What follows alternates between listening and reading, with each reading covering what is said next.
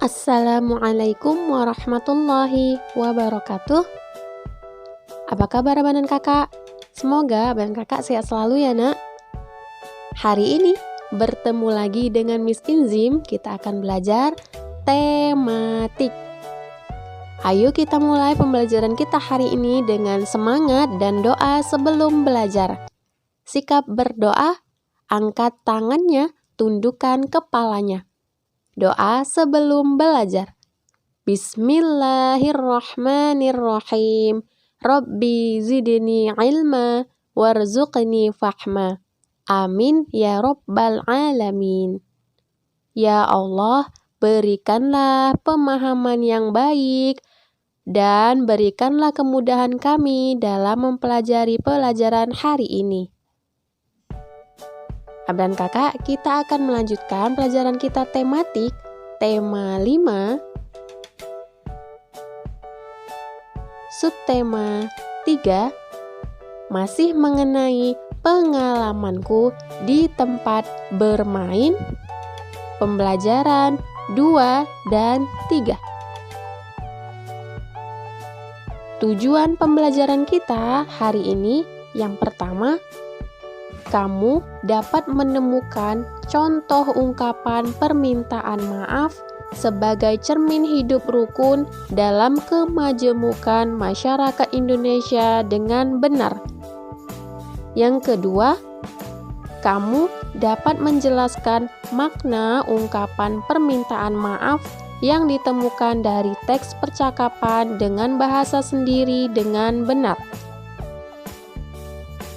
Yang ketiga, kamu dapat menunjukkan contoh perilaku di sekolah yang sesuai dengan sila keempat Pancasila dengan tepat. Selanjutnya yang keempat, kamu dapat mengukur panjang benda dengan satuan baku yang sering digunakan, misalnya sentimeter dan meter dengan tepat. Yang kelima, tujuannya yaitu kamu dapat mengidentifikasi gerak bagian anggota tubuh dalam bentuk tarian menggunakan pola lantai dengan benar. Ayo kita mulai pelajaran kita dengan bermain peran, yaitu kita memainkan peran percakapan antara Beni dan Dayu berikut ini.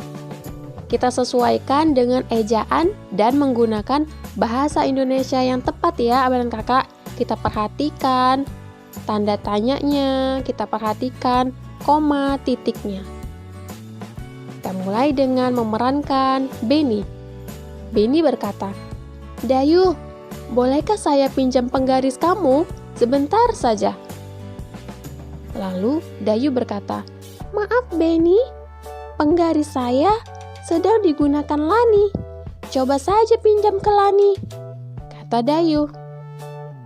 Lalu Beni berkata, "Baiklah, saya akan coba pinjam ke Lani ya. Terima kasih Dayu." Lalu Dayu menjawab, "Sama-sama Beni." Nah, badan kakak, dari percakapan antara Beni dan Dayu tadi terdapat kata permintaan maaf Dayu ketika Beni meminjam sebuah penggaris. Dayu mengatakan maaf karena penggarisnya telah dipinjam oleh Lani. Sekarang kita perhatikan gambar berikut ini. Di sini terdapat gambar Udin sedang bercerita dengan Siti. Kira-kira apa ya yang dikatakan Siti dan Udin? Siti berkata kepada Udin, "Udin, Siti mohon maaf, lupa membawa buku kamu. Buku yang dipinjam kemarin." Lalu Udin menjawab, "Tidak apa-apa Siti, tetapi besok jangan lupa ya," kata Udin. Jadi di sini percakapan antara Siti dan Udin, yaitu Siti meminta maaf kepada Udin karena lupa membawa buku yang telah ia pinjam. Apa makna ungkapan maaf Siti? Di sini Makna ungkapan maaf yang dikatakan Siti yaitu Siti lupa membawa buku Udin yang telah ia pinjam. Jadi di sini Siti telah melakukan kesalahan, maka ia langsung meminta maaf kepada Udin. Kita dengarkan cerita berikut ini. Suatu hari, Beni, Edo, Udin, Lani, dan Dayu berada di satu kelas. Sebelum bermain, kelompok ini selalu bermusyawarah, seperti memilih permainan apa yang akan mereka lakukan di saat jam istirahat. Ini adalah salah satu kegiatan musyawarah mereka ketika mereka ingin bermain di luar. Udin berkata dalam musyawarah mereka, "Bagaimana kalau bermain bola kasti?" kata Udin. Lalu Beni berkata, "Baiklah teman-teman, kali ini bermain bola kasti ya." Lalu Lani berkata, "Setuju." Jadi ini adalah kesepakatan mereka ketika mereka ingin bermain saat jam istirahat. Musyawarah yang sedang mereka lakukan ini merupakan perilaku yang sesuai dengan sila keempat Pancasila. Apa bunyi dari sila keempat, Abang dan Kakak? Ya, ini adalah bunyi dari sila keempat Pancasila, yaitu kerakyatan yang dipimpin oleh hikmat, kebijaksanaan dalam permusyawaratan perwakilan. Jadi, perilaku ini boleh dicontoh ya Abang dan Kakak. Ketika kita ingin bermain dengan teman-teman secara berkelompok, kita boleh berdiskusi atau bermusyawarah terlebih dahulu ya. Di sini terdapat kerja bakti. Kerja bakti adalah contoh gotong royong. Kegiatan kerja bakti tersebut adalah contoh pengalaman Pancasila yang keempat yang pernah dilakukan oleh Udin dan teman-temannya di sekolah dan di rumah mereka. Bagaimana pengalaman bergotong royong kamu, Abang dan Kakak? Nanti Abang dan Kakak boleh mengerjakan pengalaman kamu bergotong royong di rumah ataupun di sekolah ya, di lembar kerja siswa yang nanti akan Miss sediakan. Sekarang kita perhatikan gambar berikut ini. Di gambar ini terdapat Dayu membantu Beni mengukur panjang sebuah bambu. Ingatkah kamu, Abang dan Kakak, bahwa 1 meter itu sama dengan 100 cm? Kita perhatikan contoh soal berikut ini. Beni memiliki bambu berukuran 4 meter. Beni memotong bambu tersebut sepanjang 200 cm. Berapa meter sisa bambu yang telah dipotong? Nah, untuk menghitung berapa sisa bambu yang telah dipotong, kita harus menyamakan satuan ukuran yang ada di kedua bilangan ini. Bambu tadi berukuran 4 meter, maka kita harus ubah 4 meter ini ke sentimeter untuk mengetahui sisa bambu yang telah dipotong. Karena bambu yang dipotong itu sebanyak 200 cm. Diingat ya Abang dan Kakak, 1 meter itu sama dengan 100 cm. Maka jika ada pertanyaan 4 meter, berapa sentimeter?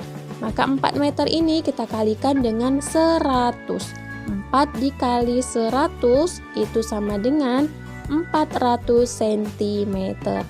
Jika 4 meter sudah diubah ke satuan centimeter, yaitu 400, maka barulah bisa kita kurangkan dengan bambu yang telah dipotong, yaitu sebanyak 200 cm. Kita bisa tuliskan 400 cm dikurang 200 cm.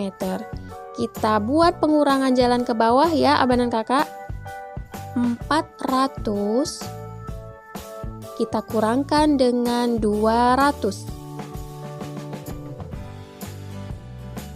Buat garis pengurangannya. 0 dikurang 0, 0. Lalu 0 dikurang 0, 0. Lalu yang di sebelah kiri, 4 dikurang 2. 4 dikurang 2 itu sama dengan 2.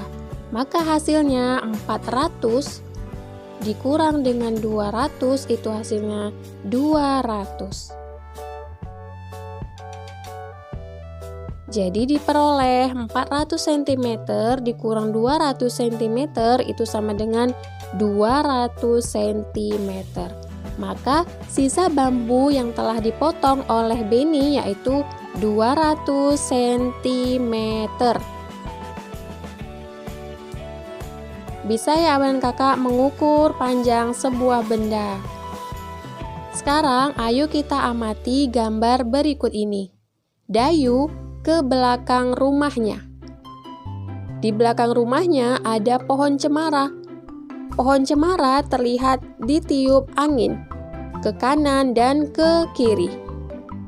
Kemudian, karena Dayu melihat pohon cemaranya bergerak ke sana kemari, ke kiri dan ke kanan karena ditiup oleh angin, maka Dayu ingin mencontohkan gerakan pohon cemara tersebut, abang dan kakak. Kita perhatikan gerakannya ya. Gerakan pertama, Dayu menirukan gerakan pohon cemara, gerakan kiri dan ke kanan. Jadi tangannya dinaikkan ke atas, kemudian Dayu menggerakkan tangannya ke kiri dan ke kanan. Kemudian di gambar kedua, Dayu menggerakkan tangan dan badannya, yaitu dengan gerakan memutar, seperti pohon cemara yang tertiup oleh angin tersebut. Ketiga, Dayu menggerakkan tangannya ke depan dan ke belakang, gerakan berayun. Lalu, gerakan berikutnya yaitu gerakan mengangkat kedua tangan, juga sambil melambaikan tangan ke kiri dan ke kanan. Bagaimana abang dan kakak? Gampang ya menggerakkan gerakan pohon cemara. Sekarang, ayo kita nyanyikan lagu berikut ini. Kita bernyanyi sambil memperagakan gerakan pohon cemara yang sudah dilakukan oleh Dayu. Nah, lagunya yaitu berjudul Cemara, ciptaan A.T. Mahmud. Abang kakak boleh memperagakan gerakan pohon cemara sambil bernyanyi ya. Kita perhatikan video berikut ini.